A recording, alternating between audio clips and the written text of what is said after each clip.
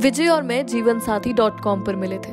उनसे पहली बार बात करने पर ही मुझे इस बात का एहसास हो गया था कि शायद विजय ही वो इंसान है जिसके साथ मैं अपनी पूरी जिंदगी बिता सकती हूँ। मैंने तुरंत इस रिश्ते के लिए हाँ कर दी और फिर 16 अप्रैल 2016 को हम दोनों की शादी हो गई।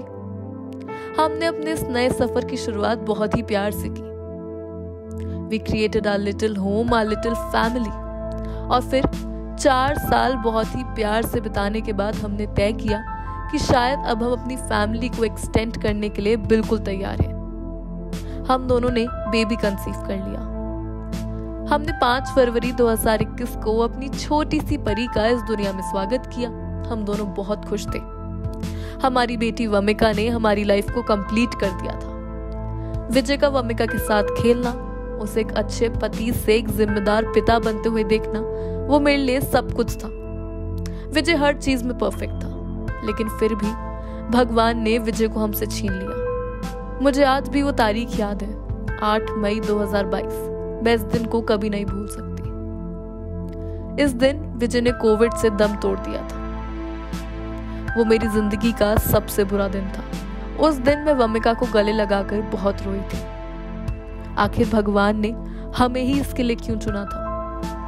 मैं इस सदमे को बिल्कुल बर्दाश्त नहीं कर पाई और डिप्रेशन में चली गई। मुझे हर पल वमिका और अपने फ्यूचर का डर सताता था, लेकिन वमिका की स्माइल ने मुझे हर पल ताकत दी कि मैं इससे आगे बढ़ूं और हम दोनों के लिए एक नए तरीके से जीना शुरू करूं। मैं हल्के हल्के ठीक हो रही थी। मैं हल्के हल्के सोशल मीडिया पर एक्टिव होना शुरू हो रही थी। मैंने इंस्टाग्राम पर अपनी बेटी वमिका का अकाउंट बनाया और उसके छोटे छोटे पलों को वहां बांटना शुरू किया। उसी दौरान मुझे एक कंटेस्ट के बारे में पता चला जिसका नाम था मॉम स्टार्स।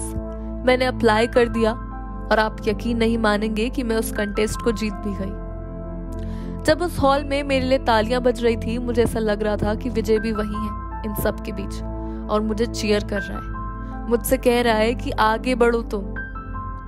उसी दिन मैंने तय कर लिया था कि मैं और वमिका विजय को अपने अंदर जिंदा रखेंगे और एक दूसरे का सहारा बन के जिएंगे। आज भी अगर कोई मुश्किल आती है या मैं कहीं अटक जाती हूँ तो मुझे यही लगता है कि विजय हमारे साथ है और मुझे इससे लड़ने का हौसला दे रहा है। विजय तो कभी हमें छोड़कर गया ही नहीं। वो हमें दिखता नहीं है, बट हमारे साथ जरूर है।